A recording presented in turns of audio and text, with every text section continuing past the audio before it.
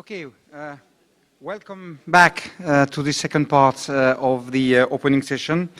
And this part now will be dedicated typically to now strategic lectures that will introduce the theme of the whole conference, so namely creating climate services through partnership.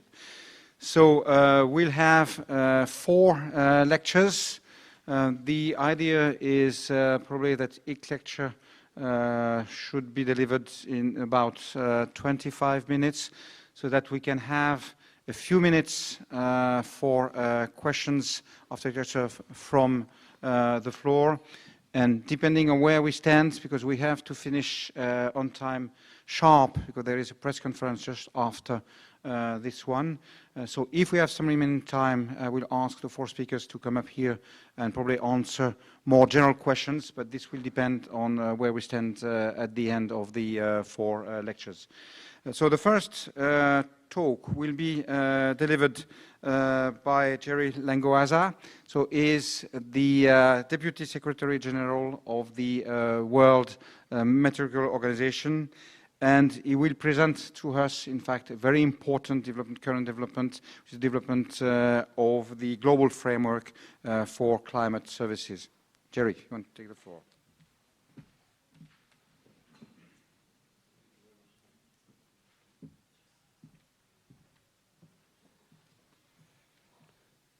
Thank you very much, Dominic, Dr. Dvorak, the Director of the Church Met Agency, Henry van Persel, the Deputy Chair of the IPCC, and of course you, Mr. President.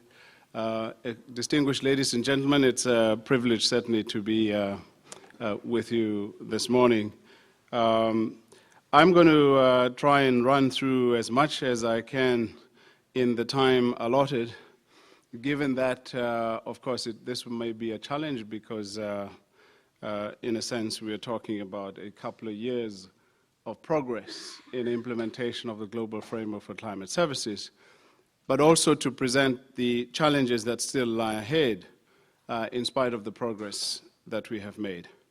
Last night, working through some of the slides, I had in the background a television program playing, and this was about a couple, at least snippets of it included a couple who have just spent $3.5 billion supporting the world, especially least developed countries and developing countries. And you might know this famous couple, the Gates Foundation.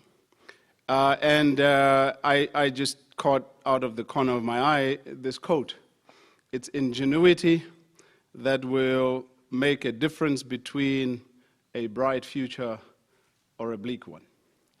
And this came from Bill Gates.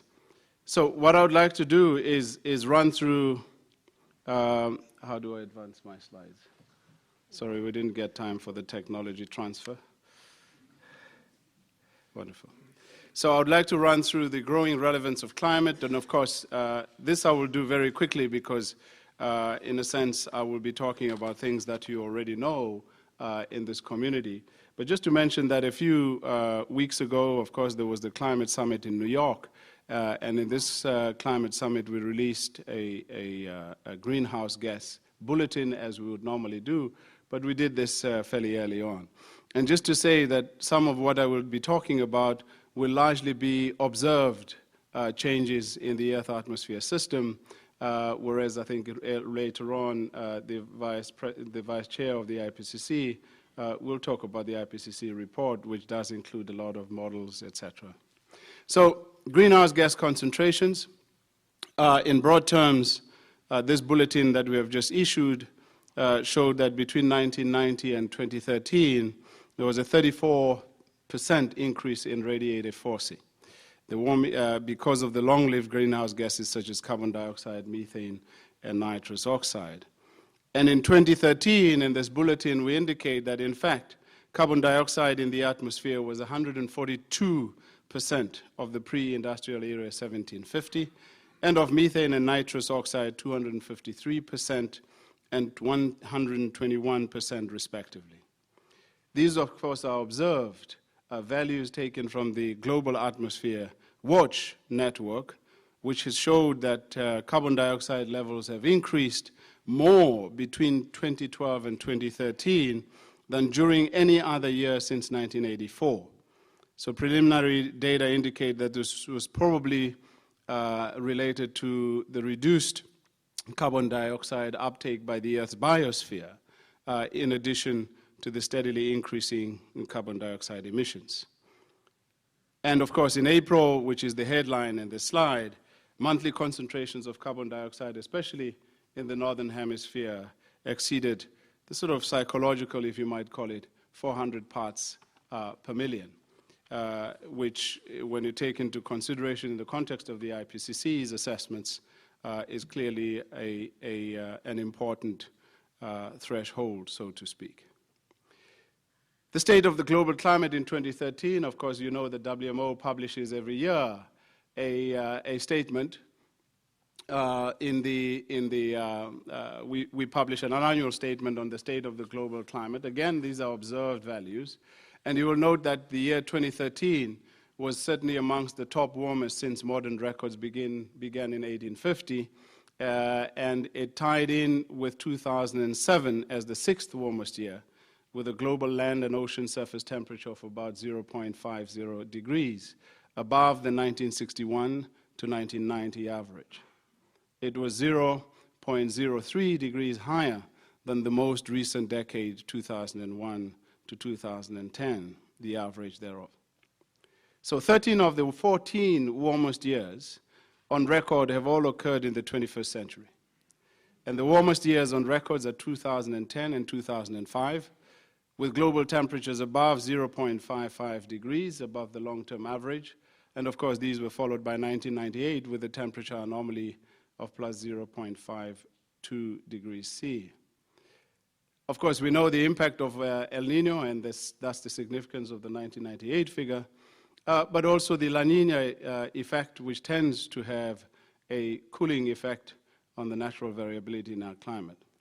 And these, of course, neither condition was present during 2013, which was warmer than 2011 or 12, when the La Nina had a cooling influence. And of course, as we speak, 2014, those of you, of course, who have been following developments would know that El Nino has been developing over the last few months, even though, of course, there's some still relative uncertainty in respect of how far it may extend towards the end of this year. The global land and ocean surface temperatures are certainly above 0.5 degrees above the 1961 to 1990 average of 14 degrees C. So on record, the 2001 to 2000 decade is the warmest on record for both land-only and ocean-only surface temperatures. This comes from the IPCC report and talks slightly to sea level trends between 1993 and 2012. And there's a clear pattern of sea level change that is also reflected in patterns of heat, ocean heat storage. In very brief terms, in the Western Pacific Ocean in particular, rates are about 3 times higher. That's rates of sea level rise about 3 times higher than the global mean value of about 3 millimeters per year from 1993 to 2012. Now, combine this, of course, with vulnerability of communities, especially in the Philippines. And then you start to understand, especially when you contextualize Haiyan and the unprecedented storm surge, that you then start to have a sense of vulnerability going forward. Again, I will not spend too much time on these because most of you are fairly familiar with this. As already mentioned, in the ocean heat content and acidification in this bulletin that we published recently at the Climate Summit, and there will be a follow-up in the next few weeks in time for the United Nations Framework Convention on Climate Change meeting in Peru, that you basically have ocean heat content, ocean acidification, shown in this slide. And again, observations-based estimates of annual global mean upper ocean heat content, which are drawn from a number of studies, clearly agree on the observation-based estimates of annual 5-year running mean, global mean mid-depth, and also global ocean heat content, which is a rising trend from 1992 to 2005. And all the slides really show is that the ocean below 700 meters are taking up an increasing proportion of heat over time. And whilst the heat ocean content from 0 to 700 meters increased more slowly between 2003 and 2010, in some estimates, the ocean heat uptake from 700 to 2,000 meters likely increased unabated. But of course, this may be referred to later on in the IPCC findings as well. These are again observed 2013 climate anomalies and events. Surface temperatures are only, of course, part of the wider picture on the impacts of climate change. The impact on our water cycle is already becoming apparent, as manifested by droughts, by floods, and by extreme precipitation. And these are just some examples. In North America, the United States in particular, observed record high annual temperatures. The warmth in 2013 was the most extreme over the southern hemisphere, including Australia, New Zealand, Southern America, and Southern Africa, with some parts, for example, in South Australia, a record-breaking 49.6 degrees C recorded. Of course, whilst Australia and Argentina observed their warmest and second warmest years respectively, New Zealand recorded its third warmest year. In March, temperatures exceeded 47 degrees C in western parts of South Africa and parts of Namibia, marking the hottest March temperature recorded anywhere in Africa in this year. Much of Europe, of course, including Russia, was unusually mild in December and the first half of January. Over the New Year period, Russia had temperatures of up to 9 degrees centigrade above the norm. And so one may continue, but in the interest of time, I will move on. I earlier spoke about the El Niño watch for 2014, and the graph basically represents the plume-based probabilistic ends of forecast. And in this case, you can see that for El Niño, there's still a prediction or a propensity towards it being the probability reaching 70% with some uncertainty, that it might still be established in late 2014, early 2015.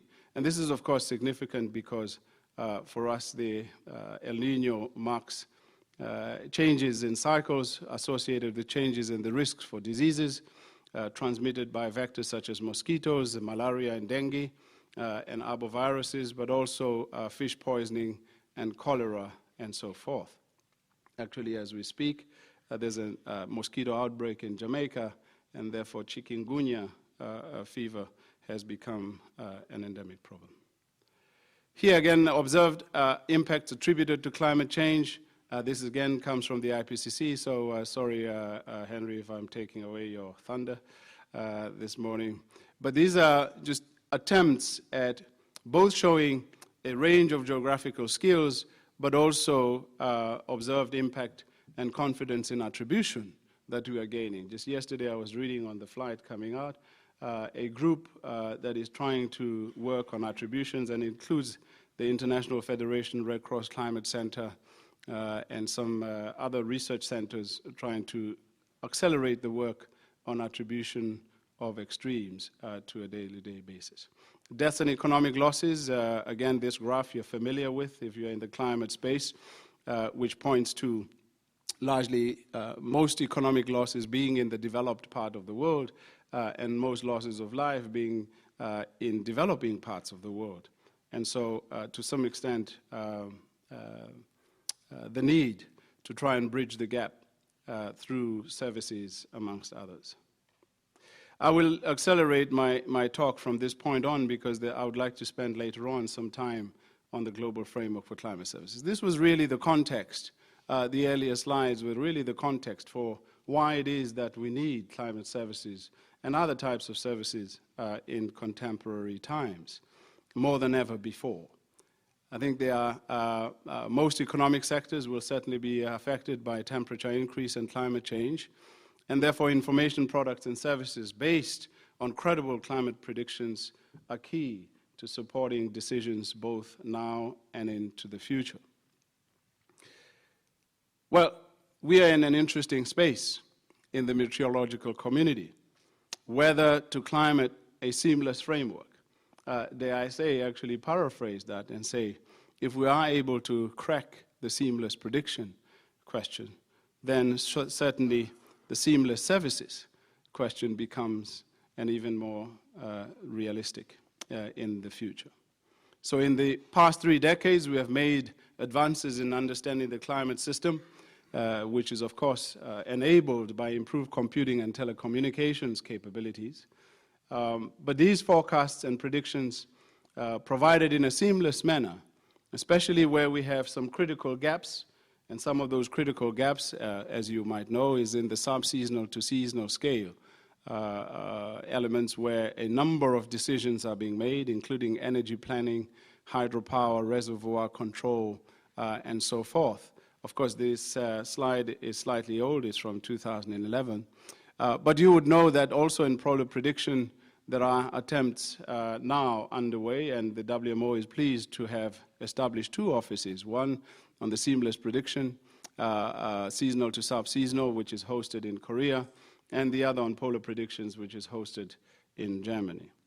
And these, of course, have to accelerate progress towards filling this critical gap so that eventually the research is translated into actionable services. Examples of climate services based on the predictions, the regional climate model nesting approach, anomalies of sunshine duration, and these are already showing potential impacts of climate change on natural environment and also the impact on major business and public sectors. But of course, I'm talking to the right community here because applications of climate are about your business. So the GFCS, already Dr. Dvorak mentioned in his opening remarks the history of the Global Framework for Climate Services, so I will not repeat that here. But just to mention that we have now moved slightly further, and this is where I'd like to spend a bit of time on this slide, talking from the top to the bottom and to the green circle, a bit about some of these issues. I'm aware that you will receive the presentation, and so I will not run through all of the slides that will follow, but we'll spend a bit more time on this first one. The first instance is the user interface platform, which in a sense is characterized by those elements in the top box. What we have realized from the very outset of the Global Framework for Climate Services is that partnerships are an absolute essential. Partnerships defined by the engagement with users, and those users come from government, they come from the private sector, they come from non-governmental organizations, they come from very different sectors: agriculture, health, food security, construction, transportation, tourism, and so forth. And in fact, in engaging all of them, we have found that there's a profound interest in climate service capability and availability, even though the governments so far, through the WMO Congress, have decided only on 4 priority areas. So what have we done in this respect is the user interface platform, and I take it that this debate, the grand debate that will be held over the next few days here at the university, is in fact part of a user interface platform, because it's not only to present the science, but also to have a debate about what is needed to deal with a very variable and unpredictable climate and changing conditions going forward. We still have progress to make on the Climate Services Information System. This is being led by the Commission for Climatology. And again, the very simple notion here is that it's the mechanism through which information about the climate, past, present, and future, will be exchanged, routinely collected, stored, and processed to generate products and services. Research, modeling, and prediction. Again, in this room is a whole community that is involved in research. And let me say that we have asked the World Climate Research Program to lead this effort. And one of the first reactions in the very early parts of the engagement with them was that they said, we are about pure research. We're not into applications research. So we may expect that other communities need to be involved. And if you have not yet done so, coming from the applications community, then it is timely to do so, as the minister earlier mentioned. So research, modeling, and prediction, absolutely key foundation stones. A lot of capability already exists in climate services, but most of it is research that lies in universities. Let me just say one of the notions that's important. In discussing, for example, with the Health Organization, who is a core part of the implementation of the global framework at global level, at regional level, and now increasingly at national level, it's been interesting to see, even before the Ebola outbreak, is it possible to anticipate the outbreak of pandemics? And in answering that question, we have been able to say we can pool together the two research communities from the health and the atmospheric sciences community to help answer that question. Of course, as tenuous as the link of Ebola is to climate, it is very clear that it is linked to food insecurity, and food insecurity brought about by changing climate conditions, especially the length of the dry period in that part of the world. They only have two seasons, a wet and a dry. And the dry season being overly extended means there's food insecurity. As I say, it's still a tenuous link, but nonetheless, it is clear that there is a link going forward.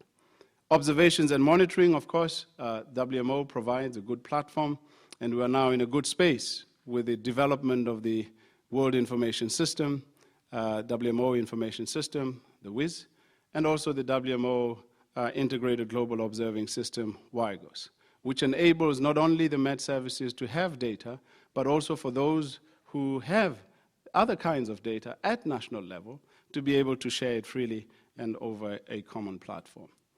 What else has WMO contributed? This slide should actually say WMO contribution to GFCS activities as opposed to GFCS activities. This acronym SOUP that I present, and of course if you get the slides at the end, you will see there will be a glossary of terms to explain this. But these are regional climate outlook forums, which have basically extended throughout the world, and WMO has been privileged to extend this capability so that climate services, especially the seasonal outlook and the seasonal forecast, can become readily available to many. In some cases, it meant re-establishing those that had since gone dormant a few years ago.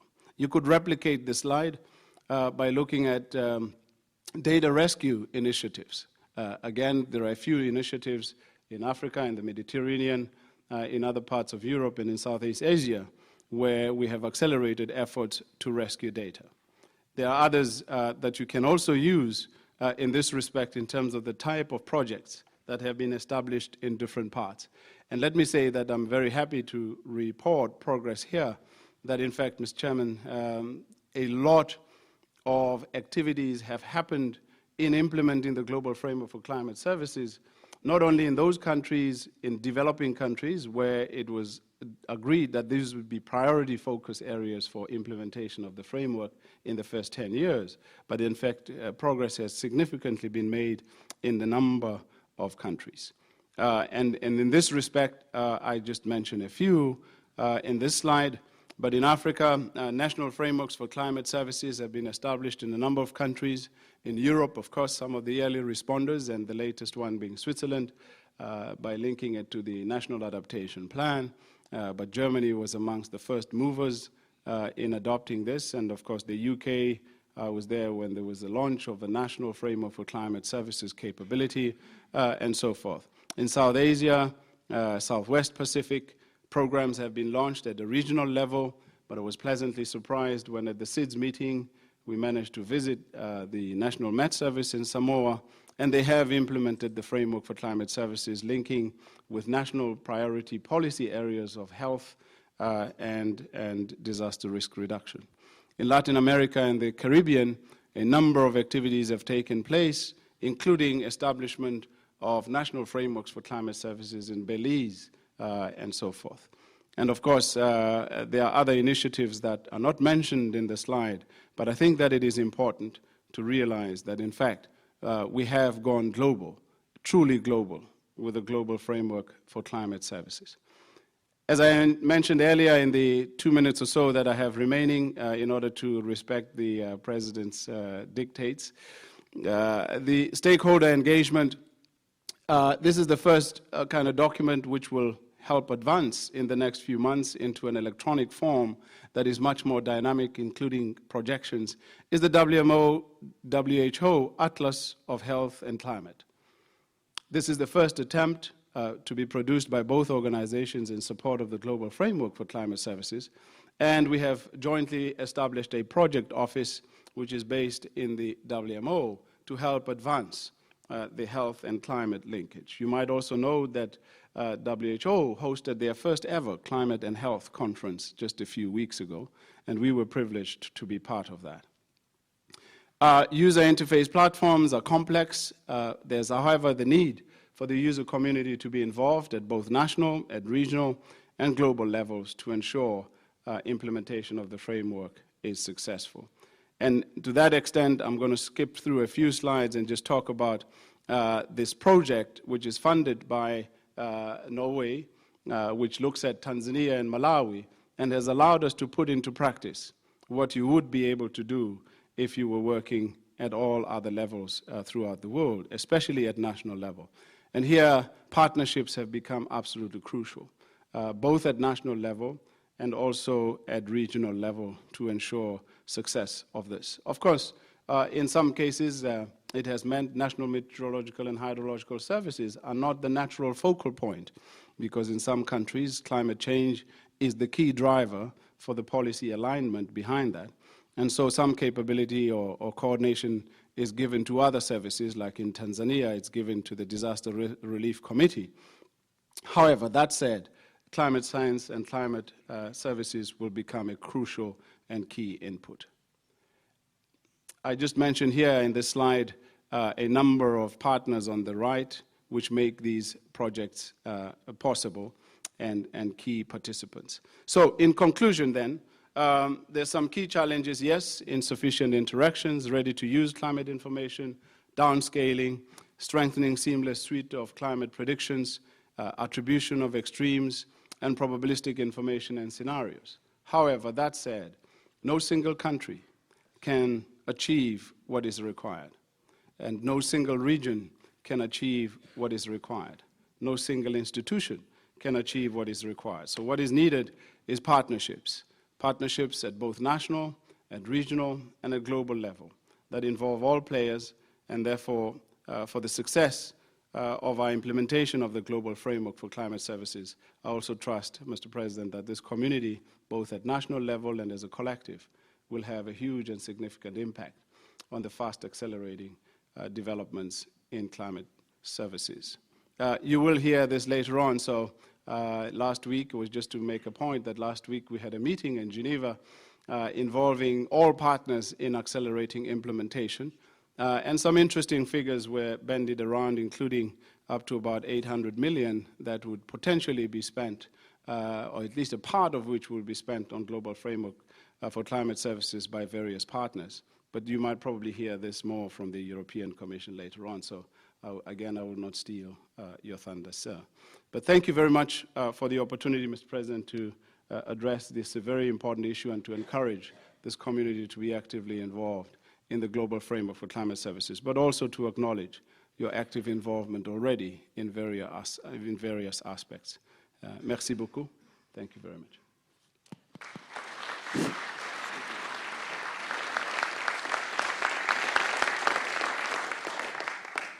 Thank you very much. Does it work? No. It's working. It should work. Yes, it does.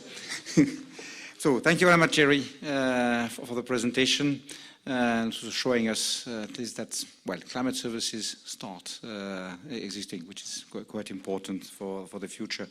And thank you also for keeping on time so that we have time.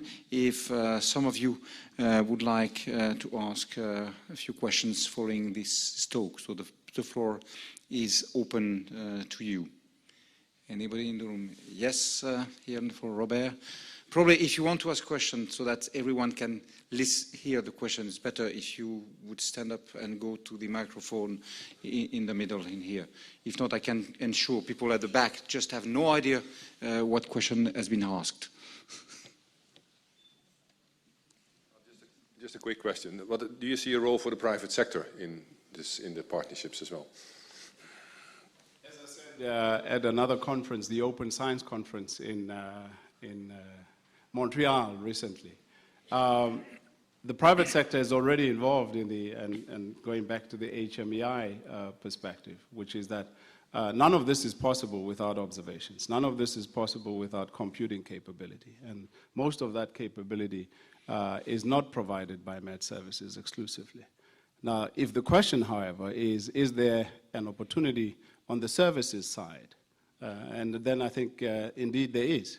And as I said to National Meteorological and Hydrological Services, what governments do have is the capability to legislate and to regulate.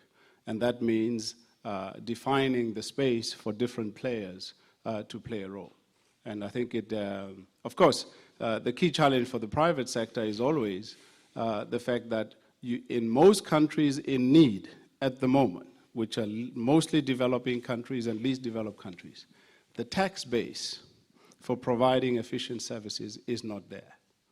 And often when there's a tax base that is deficient, the private sector is not an active player in the respect of not being able to make the kind of profits that they would like to make.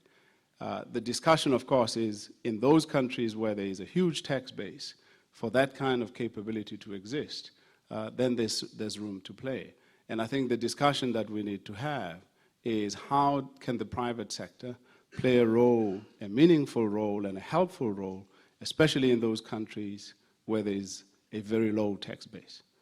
And maybe technology becomes an enabler, as President of the EMS mentioned earlier today. It can be the great equalizer. Is there just one question more? No, well, I have in fact in mind a very similar question, but do you see, partly you mentioned partnerships, so do you see a role also at the probably national level for grouping like Met Societies in supporting the development of climate services? Absolutely. And if you allow me, I'll use a case of Ethiopia, where the National Met Service and the Met Society are working hand in glove in support of the national policy priorities. As you know, a few years ago, Ethiopia was a classical picture of poverty and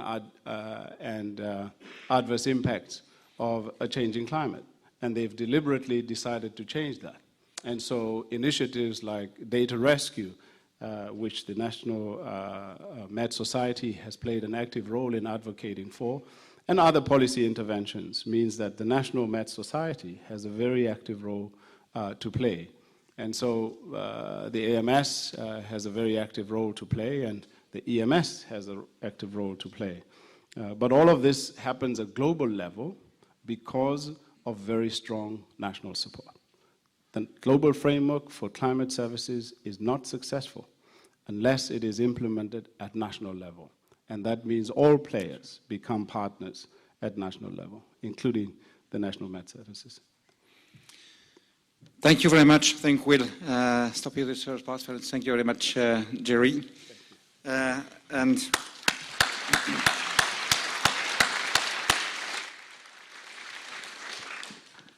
So we move now to the second lecture, and as was mentioned several times during the first one, this will now be about climate change challenge and its opportunity, and it will be given by Jean-Pascal from the EPCLA. So Jean-Pascal is clearly an academic from the Université Catholique de Louvain, and is also very well known as being one of the three co-chair of the IPCC, so the internal... Vice chair, sorry. Vice chair, yes, it's in other bodies where you have those co-chairs. So one of the three vice chair of the International Panel on Climate Change. Jean-Pascal, you have the floor. Thank you very much. Ladies and gentlemen, dear colleagues, dear friends, this is an honor to be able to speak here on behalf of IPCC about climate change, and thanks Jerry Lenguaza for showing some of the slides I would have shown, so this will allow me to save some time. But there's a price for that, and the price that I will contradict some of what you said. Look at this. Is there any climate change? What do you think? Just take 15 or 17 years of data and try to find any warming there. But the Deputy Secretary General has been showing many other data. Well, I reassure you, he is right. He is right. Because actually, you could have shown such short period of time without any obvious warming many times during the last century. And of course, to speak about climate, as Dr. Lenguaza very eloquently explained, you have to look at long-term data. And when you look at the last 100 years, you see that obviously there is a trend that climate is really changing, even if, as was mentioned this morning, whether the average needs to be done on 30 years or on a different periods might still be the subject of discussion. Well, as this small example illustrated, the controversies about climate change are not new. And 25 years ago, a little more than 25 years ago actually, when the IPCC was created by WMO and the United Nations Environment Programme, the aim was to create an intergovernmental body tasked with providing policymakers with the most objective information about the different dimensions of climate change. The causes of climate change, the facts about climate change, but also the consequences, the adaptation measures that could be taken, and the mitigation measures that could be taken in the area of emission reductions. All of that mostly based on scientific literature. Making hundreds of scientists from all over the world work together to answer basically these three questions, which I'll try to address during my speech. What is happening in the climate system? And you heard already some of that, so I will skip some slides there. What are the risks? What can be done? This has been explored in three bricks, as you call them, very thick volume of between 1,000 and 2,000 pages. The first volume dealing with the physical science basis, the second volume with impacts, adaptation and vulnerability, and the third volume dealing with mitigation. And most of what I will show this morning is coming from those reports. As you see, it's hundreds of authors who worked about it, and it's also tens of thousands of review comments which have been used in the process to improve the quality of the reports. So what is happening in the climate system? You heard already from Dr. Lenguaza that the climate is indeed warming. I'll show one slide I think he didn't show, which is the distribution in space of that warming over the last 110 years. And as you can see, it's warming basically everywhere, mostly over continent, and more strongly over continent, because the thermal inertia is smaller than in the oceans. But you also see some white areas. That's the areas where not enough long-term measurements are available, which illustrates once more the importance of having long-term data, which WMO is really working hard to improve. You have seen a different slide showing the same accumulation of heat in the ocean, which is probably part of the explanation why the atmospheric temperature doesn't warm as quickly as it was previously. And that is probably a temporary factor, because if, for example, an El Nino, as we heard, comes back at the end of the year, then some of that heat is going to come back in the atmosphere and warm climate, making maybe 2015 a particularly warm year. We'll see about that. Sea level is increasing, which is another sign that climate is changing. It has increased by about 20 centimeters. You have seen the geographical distribution of that change, but this is the average value. Another sign that climate is changing is the behavior of glaciers around the world. I mean, look at this picture taken in 1961 in Alaska, and I'll show you another picture taken from exactly the same location with the same lens, and you see most of the ice has simply gone and melted, and this is the behavior of most glaciers in the world. CO2 concentration, you have seen this as well, has been increasing fast, but if you stand back and look at the very long-term changes in CO2 concentration, you see that over the last 800,000 years, this is the record shown here, it's mostly coming from the analysis of ice cores in Antarctica and Greenland.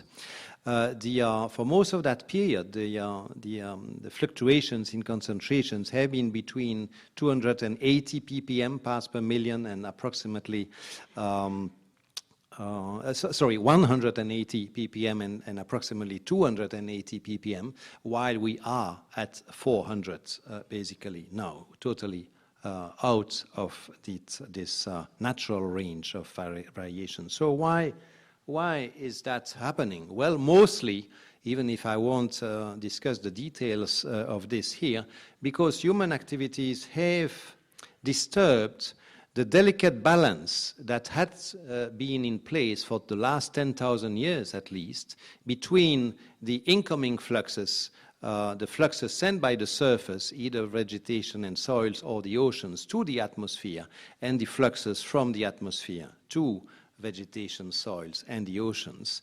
And what we have done over the last 200 years, basically since the beginning of the Industrial Revolution, is to burn fossil fuel to the tune of, these were the numbers for the last decade of the 20th century, 6.4 billion tons of carbon per year.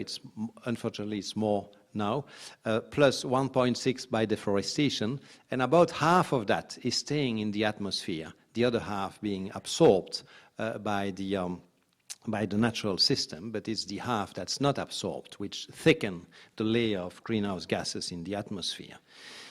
The understanding of the fact that CO2 is a gas that accumulates in the atmosphere is very important and very policy relevant, because it means that as long as the emissions, the human emissions, are larger than the natural capacity of natural systems, that the problem will aggravate. The thickness of that greenhouse gas layer, particularly CO2, will increase.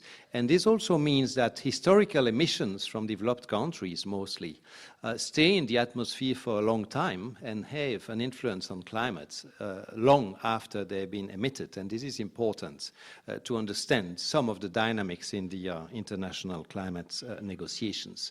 It also means that the total amount of CO2 that can be emitted if humanity wants to stay under a given temperature increase is actually limited, which, as I'll show later. Greenhouse gases. Greenhouse effect has been known for a very long time. This is old physics. I mean, more than 150 years, when the Irish physicist Tyndall measured very carefully the absorption of different wavelengths radiation in his laboratory and concluded that CO2, water vapor, methane, and other gases absorbed infrared radiation very efficiently. So the IPCC the first report, the first assessment report of the IPCC, AR1 in this chart, was published in 1990, became surer and surer of the strength of the link between human activities through the emissions of greenhouse gases and the warming. The last statement, mostly based on the comparison of the simulations shown in blue here, forced only by natural factors, and simulations obtained by the combination of natural factors and greenhouse gases and air pollution. And as you can see, the blue simulations, the one forced with natural factors, are totally unable to reproduce the behavior after the middle of the 20th century. So the last assessment by the IPCC of the strength of the attribution is that it's extremely likely, a probability higher than 95%, that human influence has been the dominant cause of the warming since the middle of the 20th century.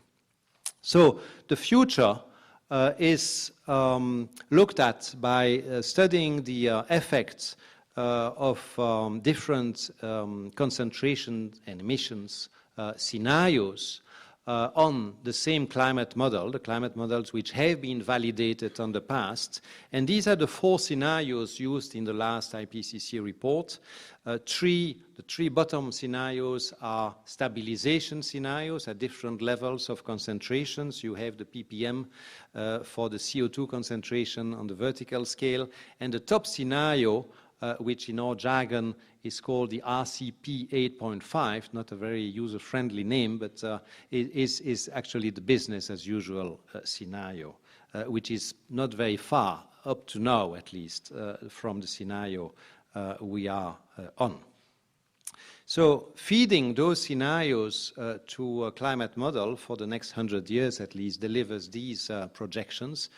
You see that you have the range of warming for the 4 scenarios here, and you have the 2 time evolution for the business as usual scenario here and the lowest scenario here.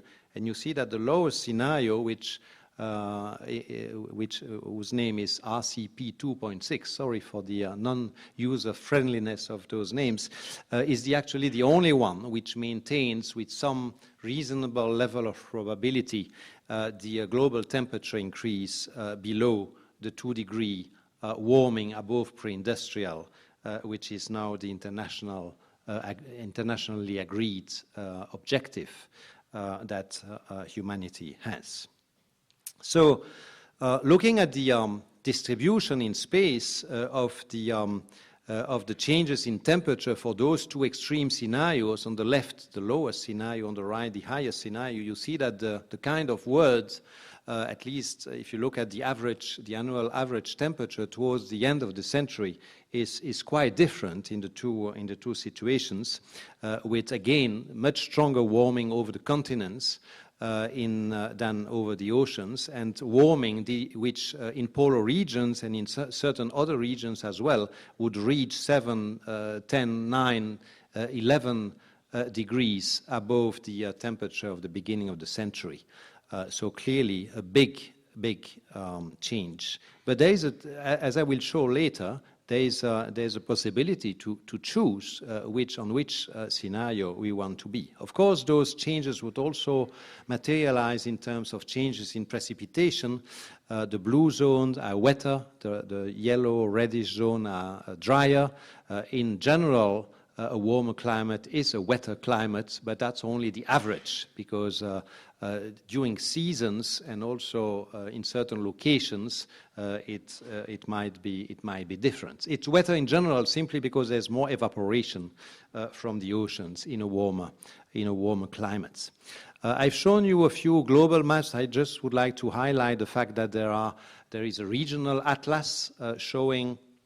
For example, of course, I use the Central Europe maps for this talk. What those different scenarios mean for different regions of the world, and all regions of the world are covered by those maps. But these are, for example, the temperature in summer for one of the scenarios with one of the percentile probability is shown here. The same, another example for the highest scenario, the most extreme value. You see that here you'd have by the end of the century in average up to I don't know 6, 7 degrees on the average, which is a lot. The climate would, on the average, be wetter, at least in winter. You can find all the details in that regional atlas that Working Group 1 of the IPCC published. By the way, all that information is available on the IPCC website, ipcc.ch. I'll give the address again at the end of my talk.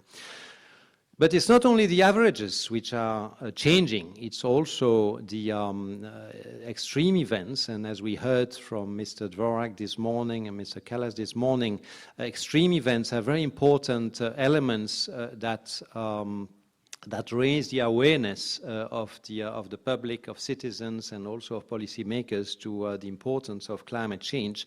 Since 1950, the number of extreme hot days and also the number of days with heavy precipitation have become more common in many regions of the world. There's a whole table of different kind of extreme events which have seen either their intensity or frequency increasing already in the past, and for which either the frequency and or the intensity would also change in the future. In a warming climate.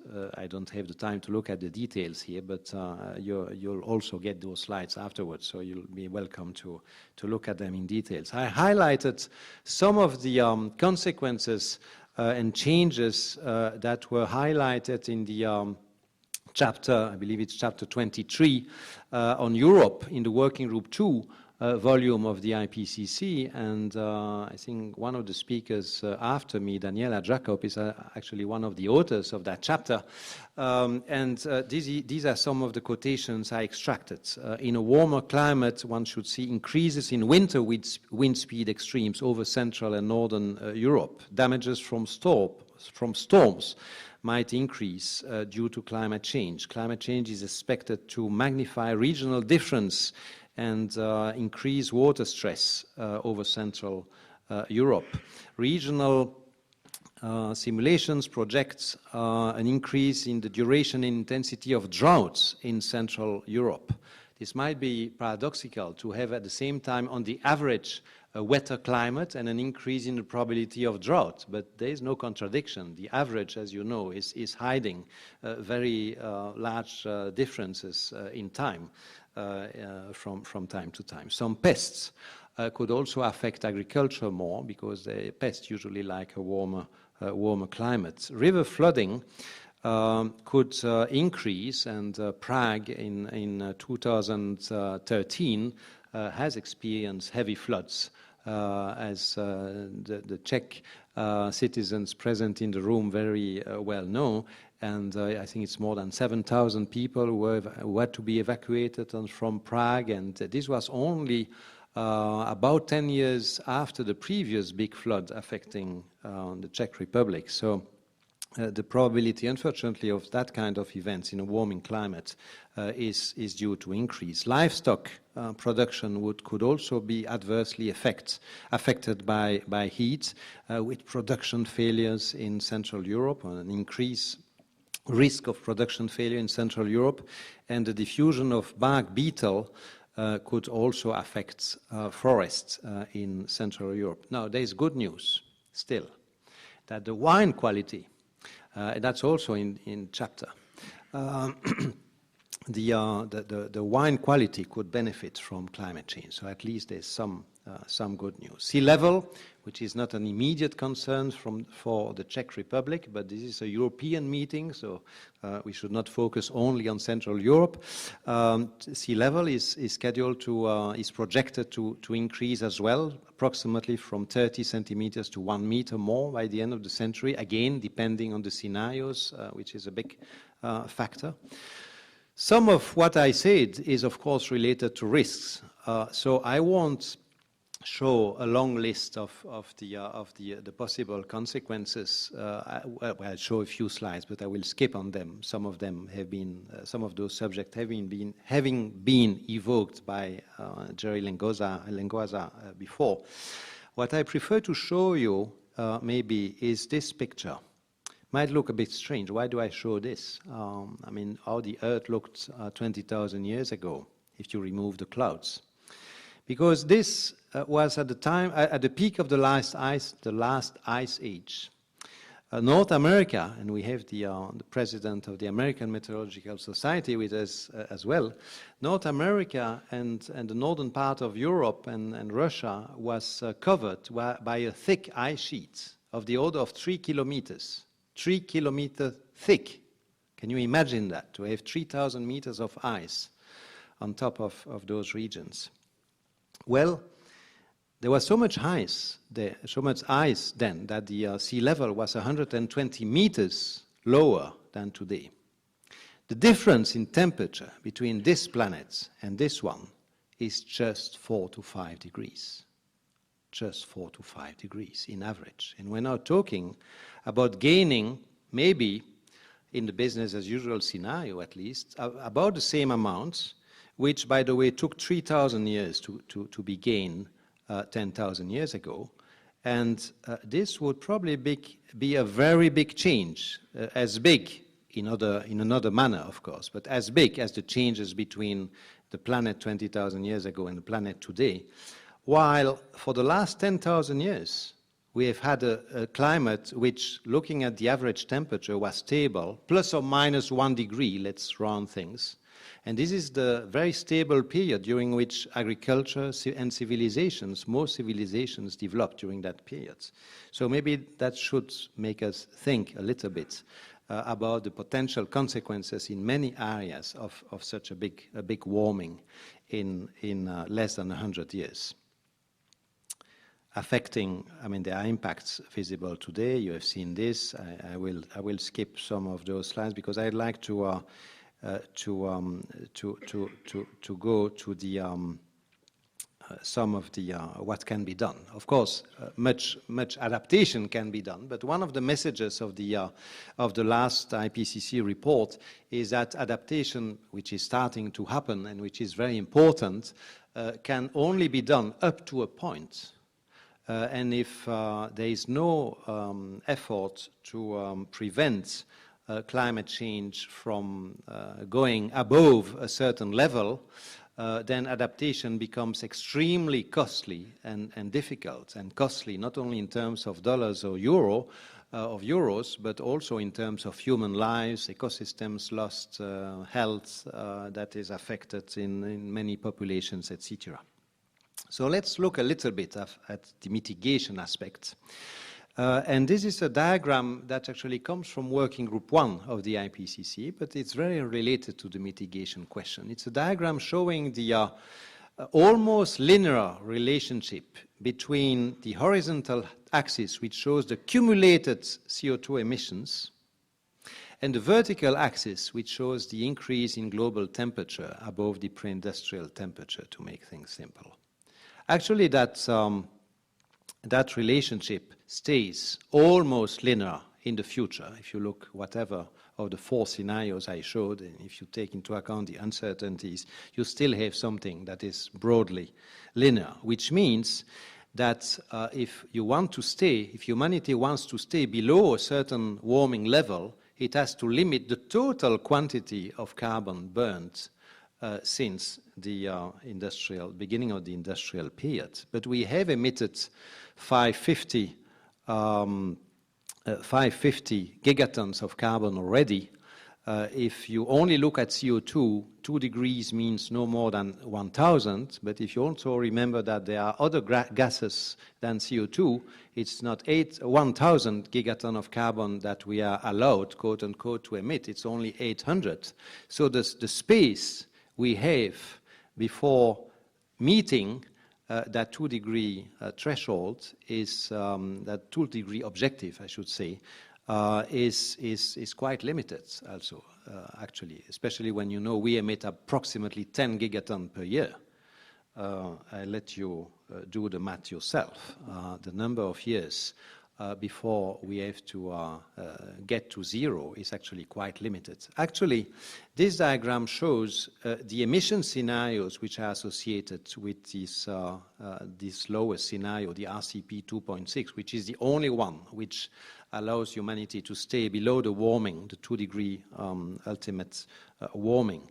And you see this emission scenario, and we're talking here about global emissions, gets to zero global emissions well before the end of the century, which obviously is a big challenge, especially when you see that the present trend in emissions is going up and not down. But there are many opportunities, and that was a message. This slide is coming from the AR4, the fourth report, but I still like it. Forget the numbers, look at the shape. What you see is the opportunities by 2030 to reduce emissions in each of those sectors at basically zero cost, and to do it in all regions, because the colors are related to the regions of the world. The top color is developing countries, the bottom color is OECD, the central color is the economies in transition. And you see that in all sectors there are big opportunities to reduce emissions, particularly in the building sector, for example. Of course, addressing the climate issue would signify reduce emissions and requiring large changes in investment patterns, implementing policies in many areas which might deliver benefits in other areas. But the challenge is urgent, because the more we wait, the more difficult it will be to reduce the emissions so that we don't hit that 800 gigaton carbon number that would put us on the above 2 degrees. So, as was said in other areas several times this morning, cooperation and international cooperation is absolutely essential if we want to succeed addressing that challenge. But there are many opportunities as well on that way. Opportunities, among others, to address other challenges that humanity has, like energy access to the 2 billion people who don't have energy, commercial energy, easily accessible today, and that's also an important challenge. And a well-designed climate policy could also help address those other challenges which are equally important. Thank you very much for your attention.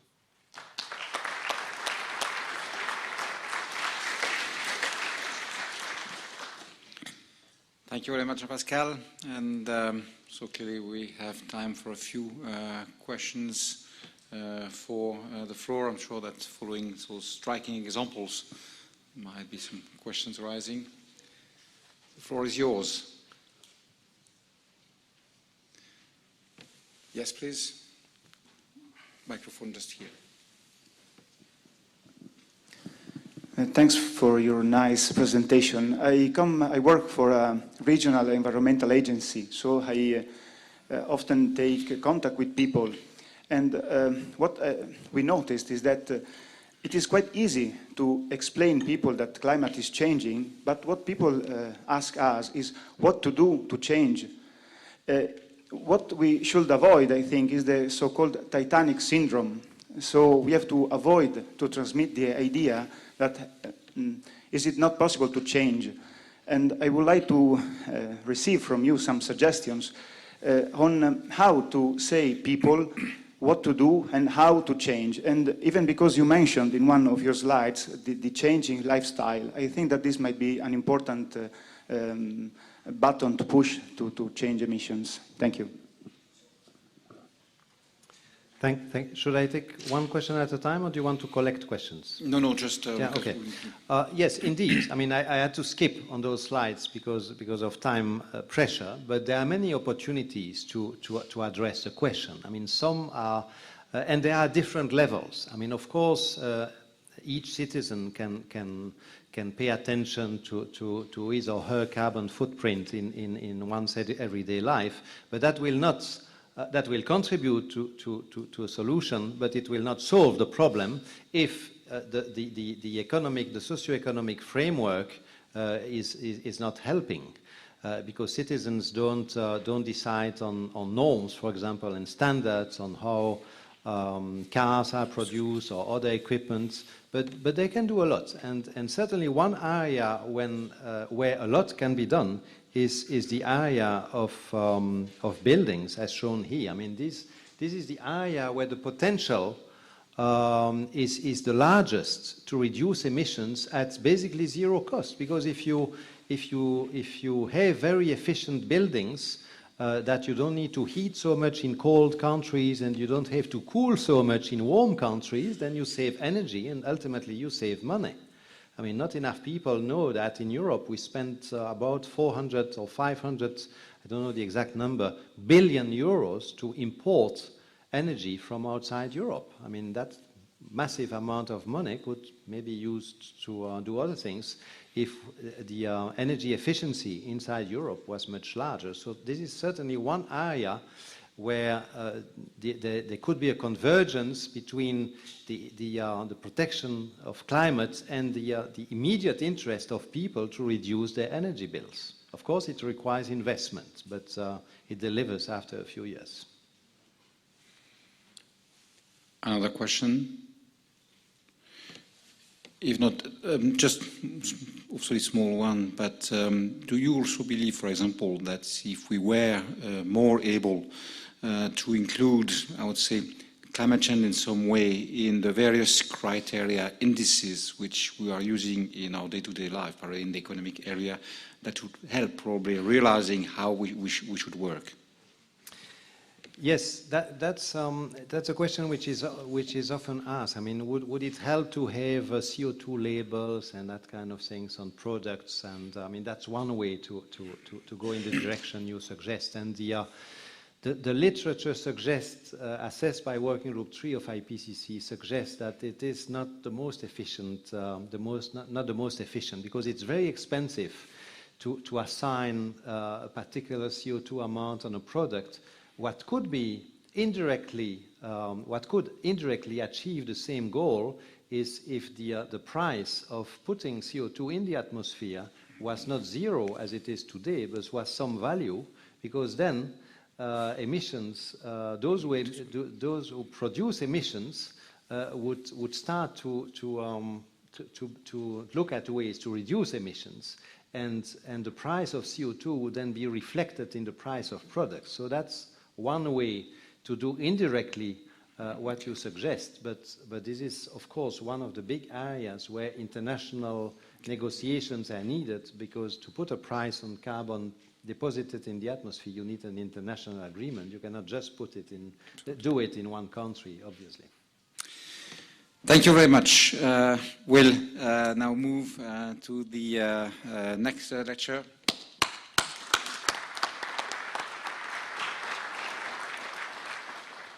So the third lecture for this session will be delivered by Daniela Jacob. So the title is From Consultation to Co-Production, Integration of User Needs in the Development of Climate Science. So Daniela comes from the Climate Service Center in Hamburg. And well, she's a quite important center created recently where she has taken the lead, I think 1 year ago, about something like that, where she succeeded to give us her. So, Daniela, you have the floor. Thank you very much. Ladies and gentlemen, I'm very honored to be here today, although it is a bit of an unfortunate situation because you expected Claire Goodis to be here to talk to you, and she couldn't come, unfortunately. So what did I do when I got the information that I get the chance here to talk to you? I looked at her title, and the title is From Consultation to Co-Production, the Integration of User Needs in the Development of Climate Science. And if you read through all those words, it's a huge title. It is very interesting. So what I would like to do today here is, although I'm a meteorologist by training, I would like to talk a little bit more on the soft skills needed. And I will not talk about more and more facts, numbers, and evidence of climate change. We heard enough. And you will hear a lot of climate services, climate service products, meteorological achievements, methodologies, and data in the next days. So I would like to try to stimulate some thoughts which you could probably carry through the next days. And let's see if it works. I have about 20 years being with one foot in climate research and equal time running a consultancy. So there is something to bridge between science and private businesses. And I think under today's tasks which we heard, it makes sense to think through those. We heard IPCC messages. I will talk a little bit about adaptation, and then I talk about communication and co-production. I really like this word co-production because there's co in it. It means we have a dialogue between two partners on equal footing. And these partnerships usually need a lot of tender. They are fragile. And they need a lot of time to create a stable relationship. And are we all able to do this? Are we all set in the right place to do this? And are the communities aware of this challenge? So we have heard about the risk assessment, which I very much like this time in the AR5, because adaptation, the wording adaptation, has, for me personally, always a bit of a negative notion. Because I have immediately, personally, the feeling that I have to adapt to something which I don't want to. I have to adapt. So there is no real choice. And risk management has a much more positive notation in it, because risk has a flavor of you can do something. You can manage a risk. You can do risk prevention. You're aware of what you're doing, and if you act, and if you start acting, you can probably lower down the risk. So I like this pretty much, to look at climate change from a risk point of view, because if you are running a large company and you do your risk assessment, then you can introduce climate change as one part of your risk assessment for your strategic development of your big company. You have a lot of risk assessments which you do: financial, environmental, human capacity. So it is one of many others, and it's nothing exceptional. It's not a dramatic Titanic view, as we just heard before. So I also like very much in the IPCC Working Group 2 here, the cycles which are involved, scoping of the problem, identifying risk, vulnerability, and objectives, analyzing the current situations, and implement what is needed. This is done in research as well as in private businesses. So we are getting more and more close to similar ways of looking at the same problem. So if we now go from climate change to adaptation, what is embedded in this? We need climate information. We will hear about this. We heard about the importance of data this morning. We need a bit of knowledge of climate impacts, which is beyond the pure hydrometeorological impacts, I would say. We need an information about climate risk and vulnerability. And then we have to realize, and we have to set in place adaptations after we have looked carefully at all the options. And at the same time, of course, we have to have the mitigation of climate change in mind. They are two sides of the same coin. So after implementation of the adaptation measures, we would be very glad. But can we implement what we would like to have? Do we have the money? There's an awful lot of money involved in the game. So we have to really find out where are the benefits, where are the co-benefits of our actions, and are there unintended consequences? And I really like to ask you to look at the IPCC working group chapters and look at the chapters of co-benefits and unintended consequences. This is new, and there's good literature behind it. It's quite interesting. So adaptation to climate change is not really cheap.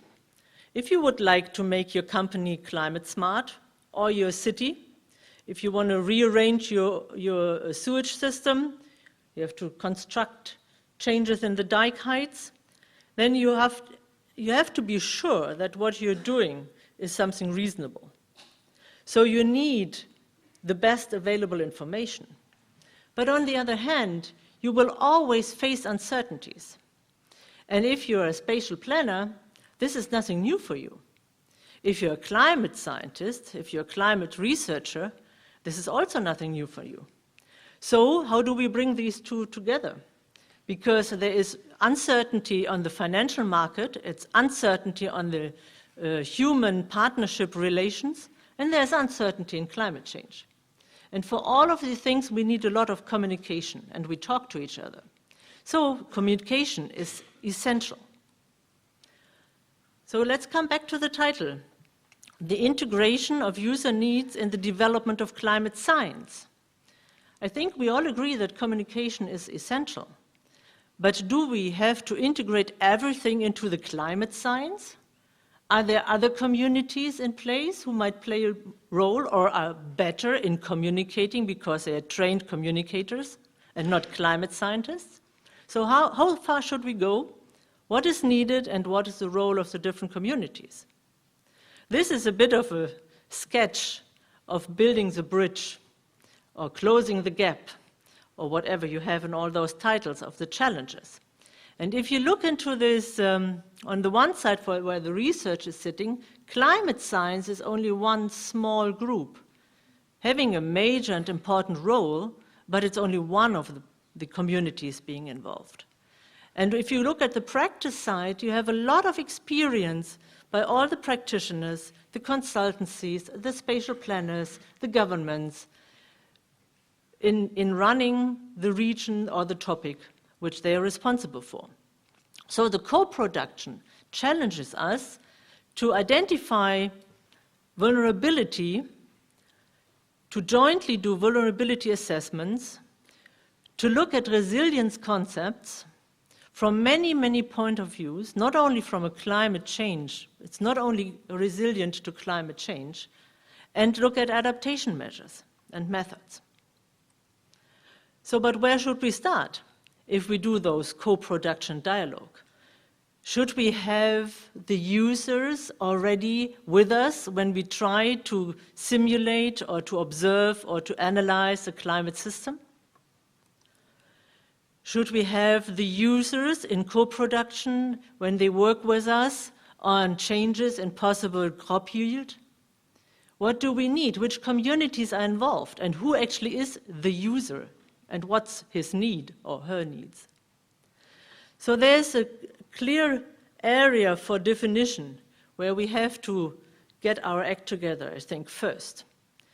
It's very clear that communication formats can be very diverse. And for diverse needs, you probably need diverse formats of communication. And we heard about the seamless approach this morning, which actually I think cannot be stretched to products and services. Because I think that the service and product is very customer specific and client and region specific. There can be co-benefits and transferabilities in methodologies. But I think a kind of a seamless approach, a one-fits-all approach, if I overemphasize it a little bit, this is impossible, to my point of view. So look at a service. It could be a report. You can look at the demand of the agriculture and water management sectors. Here you need a clear interaction with the stakeholders. And then you deliver a report. You can also prepare kind of fact sheets, information sheets, production sheets. Many, many groups are doing this. Here you can do it in a co-production way that you immediately have the client with you while you are preparing this so that the information content is understandable. We heard about this morning also. You can include a judgment expert, but you can try to design your information in an easy, understandable way by testing your information with the user under the way of developing this prototype or this product. So there is a dialogue, and in this dialogue, again, I have to stretch, there's equal footing important, because there will be very different ideas in the room. The whole uncertainty communication wish from the climate scientist and the idea of having one easy, understandable figure from the, let's say, the politician or the mayor. So bringing this together needs a lot of discussions, and it really needs equal footing. You can have many other products where you have a much stronger involvement. For example, if you look at spatial planning. Spatial planning in cities, for example, they are used to climate and climatological data. They are used to changes. They know how to work with this, but they have to learn how to work with the uncertainty for future climates and changing extremes. So here is a clear benefit if you can build on the expertise which is available, and if you can build on on the structures which are available, let's say, in a city. So building on the traditional ways of thinking, building on existing communities in the regions, and building on existing ways of making decisions helps a lot to promote the topic. And here you have to clearly define the target groups, and the partners, the local consultants play a major role. When I was at a meeting a week ago in Germany about the role of climate services, there was a question in a kind of a workshop, 40, 50 participants. Someone said, when I gave a talk about climate services, said, why actually are you doing this? You are a climate scientist. We as a consultant, we as an engineering company, we have 40 years of experience to talk to the user. We know what they want. We know what they can understand. We know what we have to do and how we have to communicate. So why are you as climate scientists now stepping into our area of business? So again, this is a delicate issue. There's a lot of truth in this. And it was not so easy for me to answer and say, yes, I think I don't know what I should answer. So I think the only answer here is the dialogue, the interaction, and the strengthening of the interfaces, not stepping into others' garden and take over what they had, but working at the interfaces and strengthening the interfaces. So let's look at the different roles of the different communities. I play a little game here now with you. If I would be a user, and if I would be asked to take into account climate science for my planning of the sewage system of Prague, for example. So what am I faced with? I'm faced with competition of different consultancies, of different engineering bureaus, of different climate services telling me the best numbers of heavy precipitation a day which might occur in 50 years from now. I'm faced with an extremely interdisciplinary and difficult topic because I have to bring together the change of heavy precipitation, for example, with many, many other building or infrastructure challenges. I would like to have the best quality because I have to do this caring for the people of my city. I would like to be innovative. I don't want to do what others are doing who already faced some failure of their systems, so I have to be innovative and make sure that what I decide will last for the next 10, 15 years, or 20, or 50 years. It depends on the problem. So I would like to have a flexible, adjustable structure with a monitoring system in the back, which also tells me when do I have to start which adaptation measure are there thresholds which could be stretched, or thresholds which could be crossed before I have to start to do something, or do I have to act immediately? I need a lot of cooperation. And here we are back at the partnerships. I would like to have the entire public being involved, because changing a sewer system costs a lot of money and needs a lot of infrastructure changes, for example. And then I need engaged people. So who is actually giving me the information? Can I ask a climate service? Can I ask a climate service center? Whom should I ask to besides the consultancies I work with all the time? I would like to have a neutral information. So I really would like to make sure that if I ask someone, I get the full breadth of information and not a narrow view, so that I can make sure that I have benefited from the best expertise. If you look at all these words, these are the words which are needed in a climate service arena. And at the interface between climate science, many other sciences, and stakeholders and users. And if you now think about the meeting here, and if you would count how many of you are involved in climate services, then you could probably count how many are there. And you could ask yourself, why actually should you be involved in a climate service? What actually is a climate service? And is there any career for me? I mean, it's not climate science anymore. Climate science is something great. It ended up in the IPCC assessment. You have hundreds of papers published. You have an age index like 65 or something. But if you work at a climate service, it is completely different. Is it like a meteorological service or hydrometeorological service? Is it the same career? Are they established institutions where you can make your career? So what would attract the most talented people, which we need to solve this problem? What would attract them to work at this interface between the science and the user? It is an exhausting exercise to discuss at length the products with the users. But it's challenging and it's interesting, it is exciting. So, but how do you attract the best people there?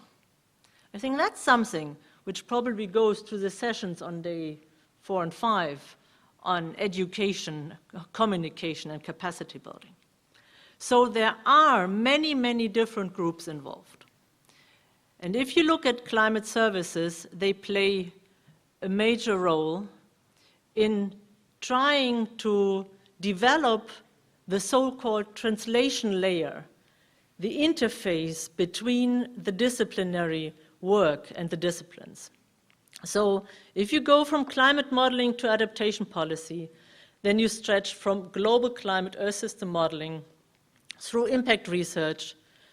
You have a huge group of practitioners who play a major role in making things happen. And then you have, of course, the policy. And if you go from local to global, then you have the global climate change, which is important and which we all have to face, but you have the local action, where you need the decision. So you have to bridge from global to local over scales, and from disciplines to many other disciplines. And you can do this, of course, and it is done with strengthening the regional perspectives. And I'm very glad that WMO is succeeding in implementing the regional focal areas. So I think, summarizing, I think beyond all the scientific work which is needed in the many different disciplines, there is some more social science-related work which is needed, and which is, for me, as a meteorologist, very upfront in a few words to say, beyond many other challenges. I think we should define the roles of the involved communities. And I mean science to users, practitioners to politicians, everyone. define the linkages, interfaces, and the gaps, develop products and close the gaps through joint activities and partnerships, as we have here, and I'm glad that partnership goes through the entire conference here, and to develop the translation layer. Start networking, which we all do all the time, more than we can afford, because we cannot go home and do our homework, because we're networking all the time. So we have to find ways for efficient networks. And I think what is currently ongoing on the European side is that we have to develop ourselves and help going towards a European market on climate services. Thank you very much.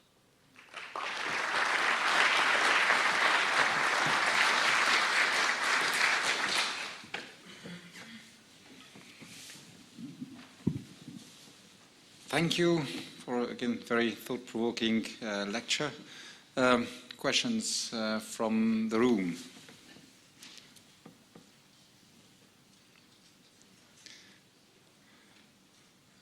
I'll start then. I think you sorry? Okay, yes, Jerry. Thank you.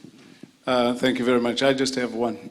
And maybe we can follow this up during coffee or lunch. On the seamless prediction question, because it might not be sectoral, or rather it would be sectoral, so a seamless approach to an energy user, for example, as opposed to a sectoral, intrasectoral, if I may call it that. But the co-design, I just wanted to have a question to you, is how far you have succeeded in involving the social sciences in some of the work that you're doing. Yeah. So thank you very much for the question. So I mean, we can discuss about the seamless. So, I'm looking forward to this. So yeah, I would say we have succeeded partly, and sometimes for specific cases, to involve social science, to involve socioeconomic measures, to involve economists. It really depends on the topic, I would say.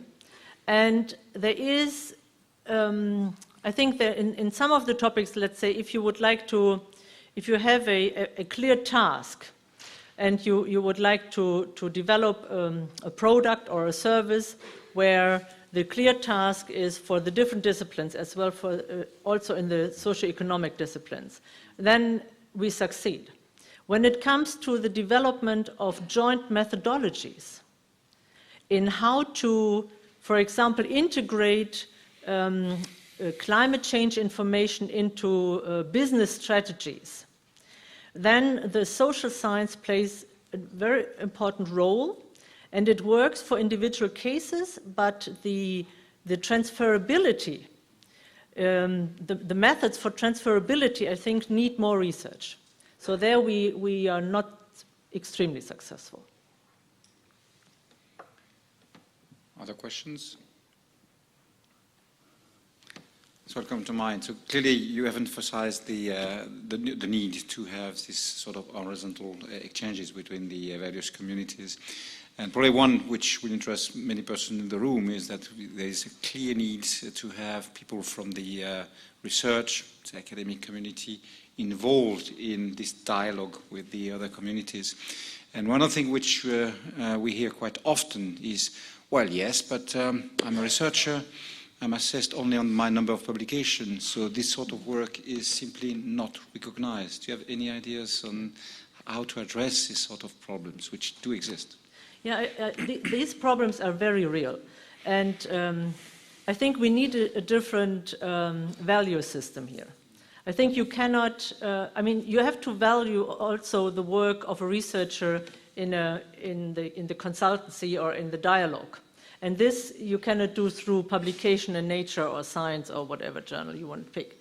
So I think there are, of course, two ways you can look at this. There are those researchers who are curious to understand specific things. And then there are others who are more interested in understanding societal questions and demands and be more directly in applied science. And I think there are the different styles of scientists, and I think it makes no sense to try to tier everyone in each direction. So I think we need a bit better training and a better system for the career for scientists. That's clear. Okay, thank you very much, Daniela, for this lecture.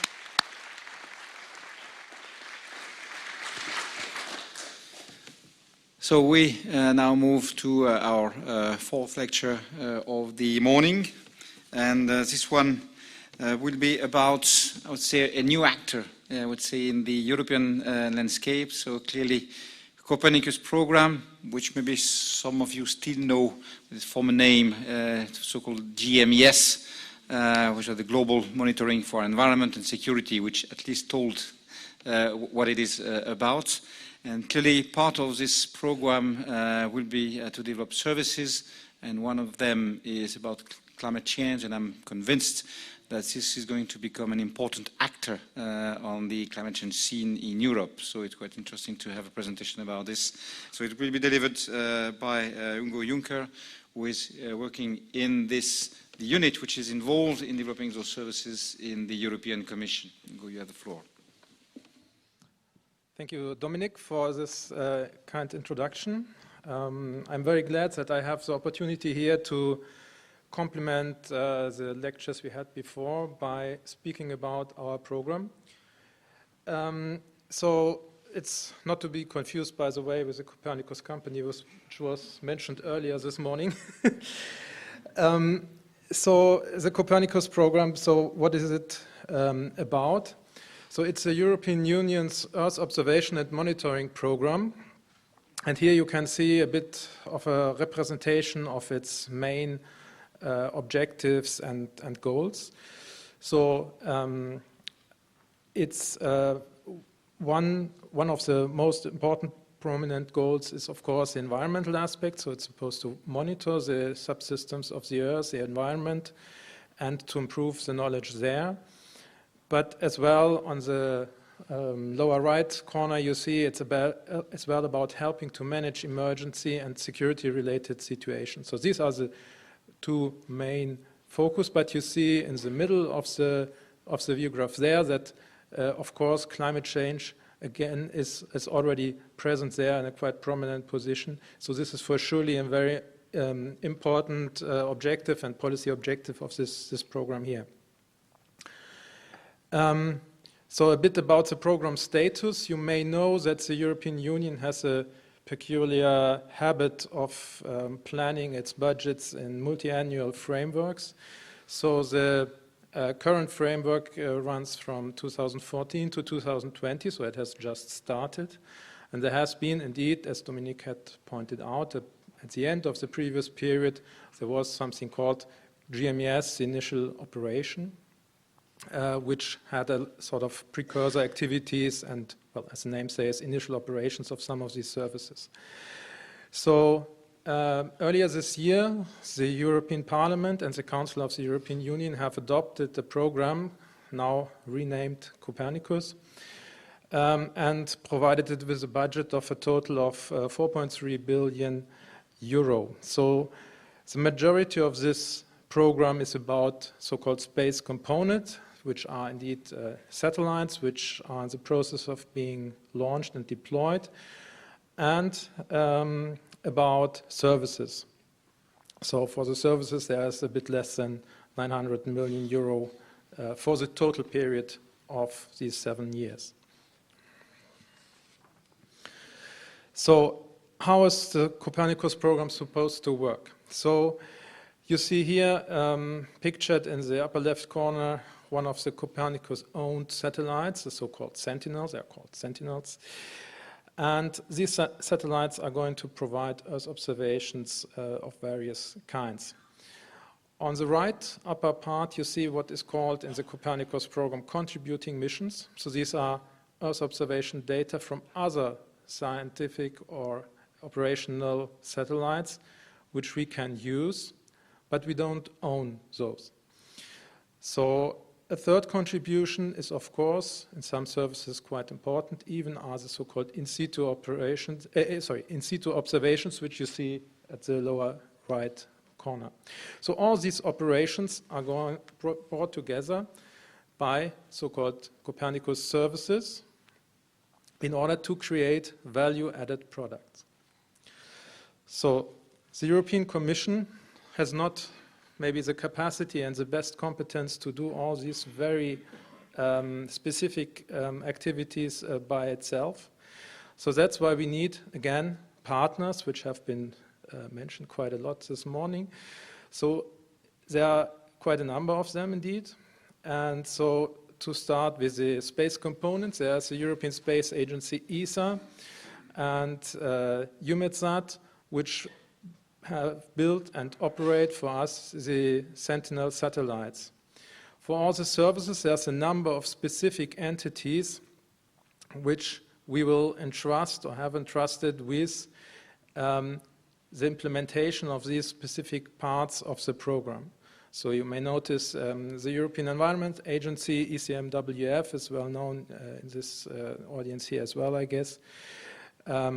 And I would like to mention maybe Mercator Océan, which is a French public mission company which is operating a service in the marine domain.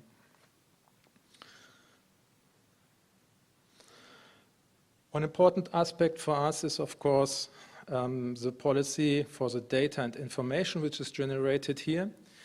So the basic principle here is full, free, and open distribution of the data, satellite data, as well of all the products which the Copernicus services provide.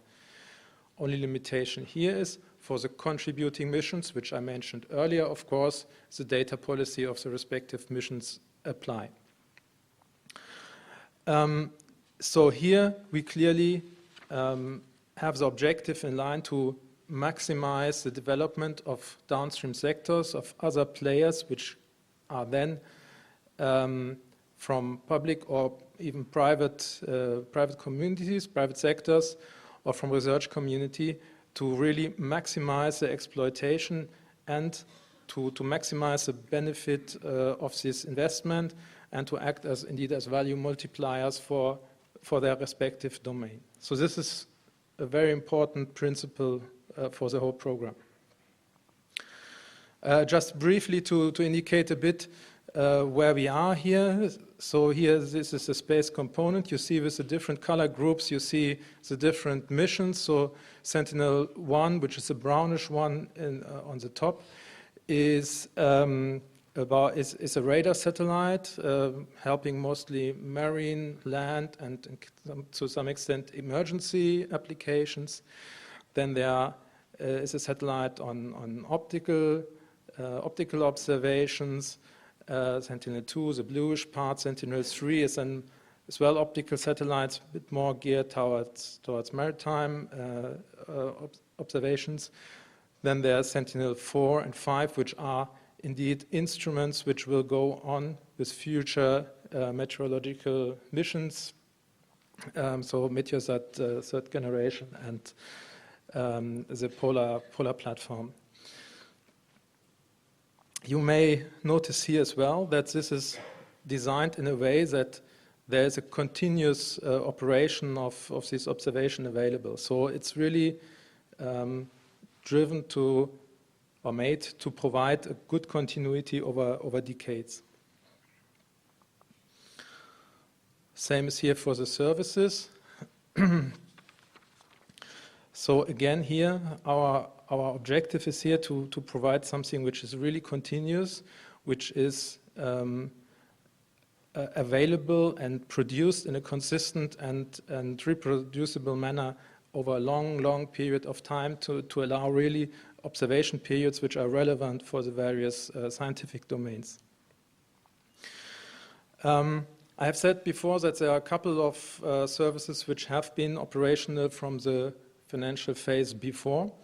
So I will really briefly touch about these services before then going into a bit more detail into the climate service. So these two first services are the ones concerned here. So it's the emergency service. So it's mainly to provide information to support the management of emergency situations, and secondly, to provide risk analysis and risk forecasts for specific risks, so such as floods or fire in the summer. So I think the pictures here are more or less with flooding, but I would like to point out that as well the service is called upon, for instance, for earthquakes or storms, or in some cases as well in humanitarian disasters. Here, the land monitoring service. Here, on the European level, there's quite a number of very specific products being provided by EEA, indeed. And so all these products are supposed to support policies on European or national level, or really policy and administration tasks in areas such as urban or regional planning, water management, biodiversity, and so on. There's as well a land monitoring component on global level. You see here there are different types, again, different type of products which are as well important to basically establish the state of the global environment. The next group of services are here the two bluish one. One is the atmosphere and the marine service, which are already now very close to operations, or more or less pre-operation, and which will turn into full operational during the next year. So here, doesn't work properly anyway. So here I would like to say only there's a number of products of various types related to service areas such as air quality, atmospheric composition, so transport models, so on.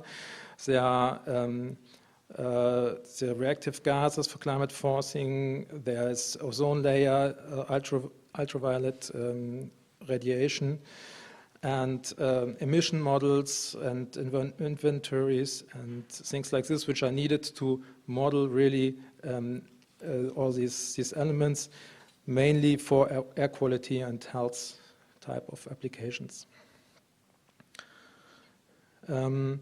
So here, same thing for the marine case.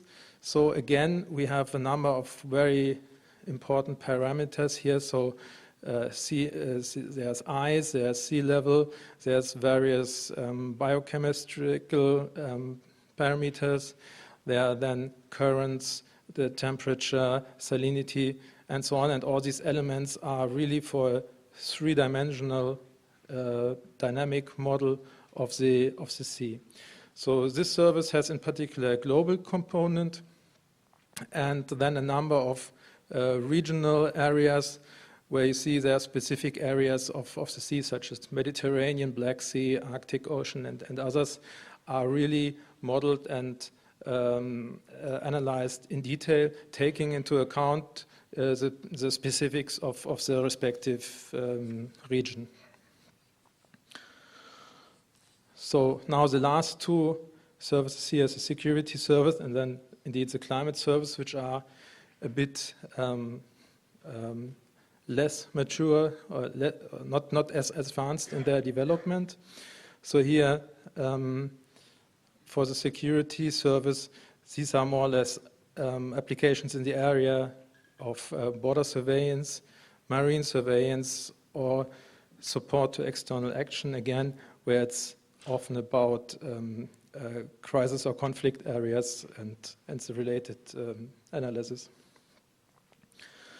I go a bit faster about these ones here. So we have heard quite a lot already about the motivation why climate service is important.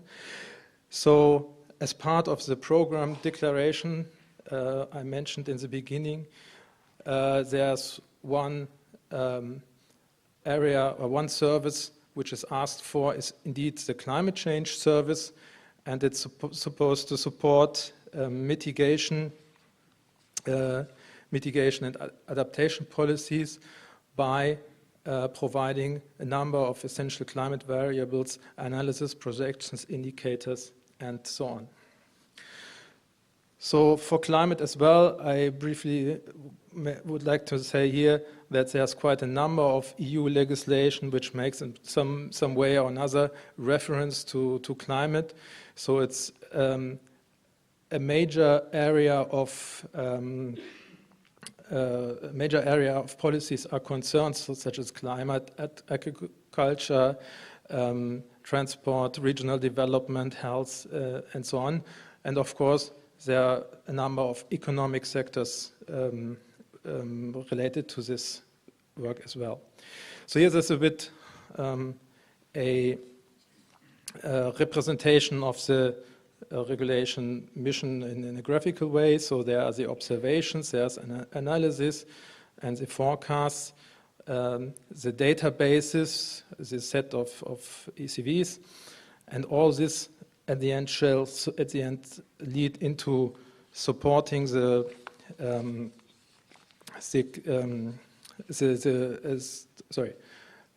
lead into enhancing the EU knowledge in support of climate adaptation and mitigation. So how are we going to go about this now? So, excuse me. So for this specific service, we are under negotiations with the ECMWF to implement this service here. And there are a number of elements which we are planning to do with them together. So first of all, there is this climate data store, which is indeed having the indicators, the ECVs, indexes, trends, and so on. So there's this CDS platform. It's indeed a function to be based on all sorts of elements which are existing and to manage basically this climate data store. This means to see what goes in it and to make sure that what is in has been adequately processed and the quality of the data is clear, related uncertainties and so on are properly documented, so that you can really build on this with a good reliability. So this is one of the two key elements on this picture. Then, building on this, there are then sectoral specific products derived from that, because indeed these informations as such are not using so much to the end users, and indeed it's not one size fits all. It's for each sector at least there has to be a specific other data integrated with the climate data, so about population, GDP, and so on, what you name it. So these information systems will then, and these products will then be as well managed and in particular evolved and further customized to the user's needs and provided to the users. There's, for one hand, there are a number of European Commission general directorates, so which are our customers. So I named a couple of them before, such as transport, health, climate, and so on. And of course, all the EU member states themselves are customers, and across the European Union there are a number of institutions, institutes, researchers, and administrations who may wish to benefit from this. So what we are going so a very important element for all this is, of course, that we want to make sure that we have the good quality of all these outputs. So this means there's a specific function in this service, which is the evaluation and quality control function, which will continuously monitor the output of the service and give recommendations back to the other elements and as well to the European Commission on how things could evolve, could be improved further in order to make sure that the latest state of the art and the latest scientific findings are properly considered. On the other hand, there's a specific function for outreach and dissemination, which will make sure that the objectives for all these outreach are properly fulfilled. So in terms of education, in terms of informing general public, informing authorities, there will be reports, media, bulletins, and so on being produced. So one very important point here is we will support, of course, the Climate Adapt platform, which is run by the European Environment Agency, will be one important output channel for our products. And we will have, of course, our own Copernicus Climate Service portal. So how is this going to work briefly what is the governance of this service? So I said that there's a commission has delegated this implementation to a delegated body, so which is very likely the ECMWF. So it's not yet signed or not yet finalized, but we are confident that we are closing this more or less as we speak. The delegated body will provide a work plan, which is then approved by the Commission with the involvement of an expert panel, which makes sure that the proper expertise is there to analyze and give recommendations on this work plan. So then all this machinery, which I mentioned before, is implemented and running. Output is going to be produced, as I said, mainly through our portal or through the Climate Adapt platform. The users will then continuously be monitored and contacted, and so they can give suggestions for improvements, which will then be taken into account for the development and the evolution of the service. And of course, on a higher level, there can be high-level recommendations, which are then as well routed through the Commission and the so-called fitness for purpose function here, which is continuously evaluating these recommendations. Again, it's continuously evaluating this quality control function I mentioned before, so in order to make sure that deficiencies are properly detected, early detected, and can be worked upon. And that the evolution of this is continuously ongoing. So what is the timing of this? So we will start with a proof of concept phase, which is supposed to be more or less 1.5 years. Then there's a second 1.5 years to have a pre-operational phase, after which we would consider that there's a relevant subset of our products stable and operational. So here we would discuss about 20 ECVs roughly, and maybe 5 to 6 sectors, which would then be provided. In the second stage, in the stage 3 here, second operational stage, the number of ECVs and sectors will be increased to simply extend the scope. So what are currently our ideas here for ECVs? So I'm not going into the detail of this slide here, but you see that there are for atmosphere, ocean, land, there are a number of variables proposed for the stage 2 and the stage 3. So this is at the moment indicative. I think some are pretty sure. Others may be still under discussion. So these will be consolidated further in this proof of concept phase and will be continuously evolving through interaction with the user communities. Same as for the sectoral information system. You see below a number of communities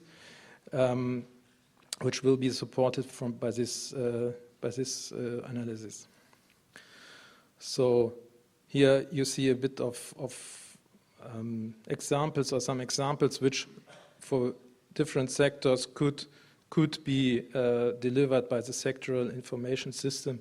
So, as I said, this is going to be consolidated further in the next year or so, once we have launched this activity with our entrusted entity. To come to an end, so that the elements which are part of this service have been developed really in a continuous interaction with the various user communities. There has been this Helsinki conference in 2011. There are a number of specific workshops has been run by ECMWF. There are mechanisms in the Copernicus program itself, user forum. There's a specific committee to drive the developments in this program. All this program is consistent with the global efforts. We heard a lot of this already this morning. So requirements from GCOS, CGMS implementation, of course, GFCS.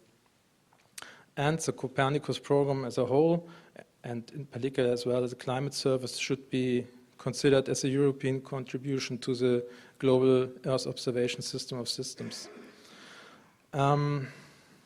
So to sum up further, so we will build on existing activities. We have research activities already triggered under the last research framework, FP7. And so we have established together with the entrusted entity a clear framework and a roadmap for the build-up and implementation of the service. And the service will be addressing these things on global scale with, of course, a dedicated focus on Europe. Thank you very much.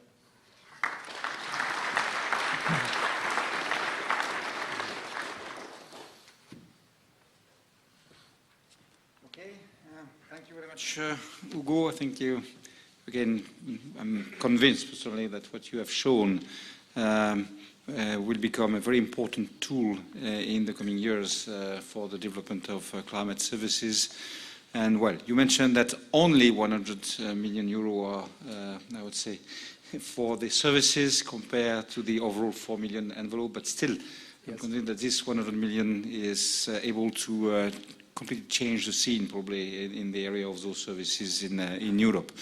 I'm also convinced that probably several persons in the room contributed, I would say, to the development of the user requirements for the climate services. So maybe some of you would like to ask you some questions then. So the room is yours. Yes, yes. Thank you for this nice overview of the program, but I have one comment and one question. The common concerns the existence of, and I would like to remind you that there is still one organization which was not mentioned in your overview, which is EUMETNet, a grouping of national meteorological and hydrometeorological services which possibly has some potential in cooperating in developing the program in the field of course, the climate, weather forecasting, and probably also emergency. A question concerns the overview of the Sentinels, where you showed that the first one was on emergency management. And this was dedicated as a lead institution, GRC.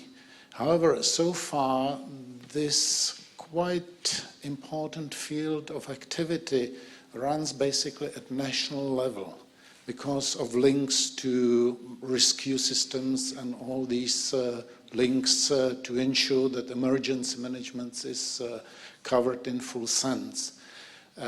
Are there any activities which ensure that the GRC cooperates with the national level system or systems which are established at the national level? Thank you. Thank you for this question. First of all, I can acknowledge that indeed EUMETNet is, of course, part of the governance of the program. We have several interfaces, of course, with EUMETNet. So that's clearly acknowledged. On the issue of the emergency service, yes, the emergency service is operated in close cooperation with the DG ECHO, indeed, where there is a committee for disaster management, and it's a specific committee where all the national responsible institutions for emergency management are present.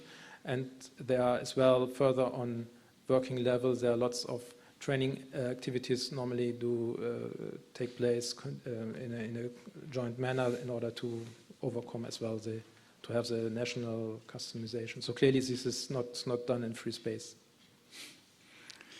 Okay, yes, Ivan. Thank you very much. It's really impressive investment in capacity development, particularly in the space segment, but also in other observational segment. But also I have seen what it's good for my eyes, WMO in this environment, and also GFCS. Nevertheless, I would like to have your attitude and your response. How do you position WMO in all this process in order to avoid duplications and to optimize synergies?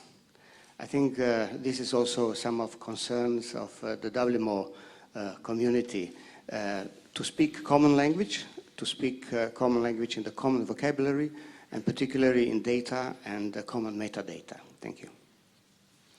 Yes, I think that here we are together with colleagues from other DGs and also from other general directorates and from climate and research. We are present in this meeting. There's a process where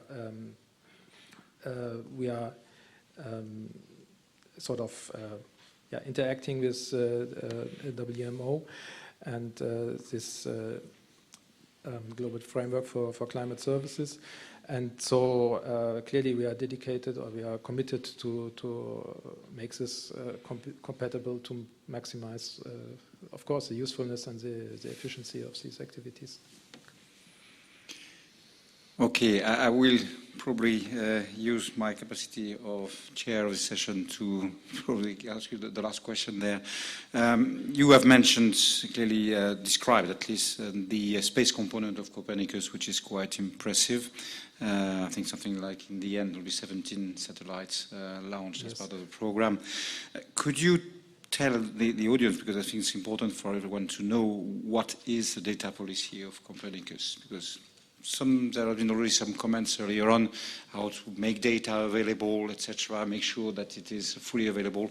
Is there a data policy for Copernicus? Yes, absolutely. I had, I think there was a slide on data policy. So clearly the data from the Copernicus Sentinels as well as the data from the services are supposed to be available open and freely for basically everybody. And this is really a very basic principle of the whole program. And in order really to maximize the leverage of this investment and to make sure that the full benefit of these observations can be taken. Because the observations as such are not yet those products the user may want to see. So there's really it's really key that science, that private entities, that consultants, that they can really build on this data without any limitations. Okay, thank you very much, Ugo. I think we are now on time, so we'll close this session. Thank you again to all our lecturers for very good lectures.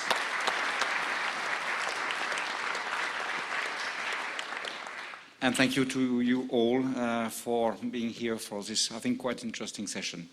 Have a nice day and have a nice annual meeting until the end of the week.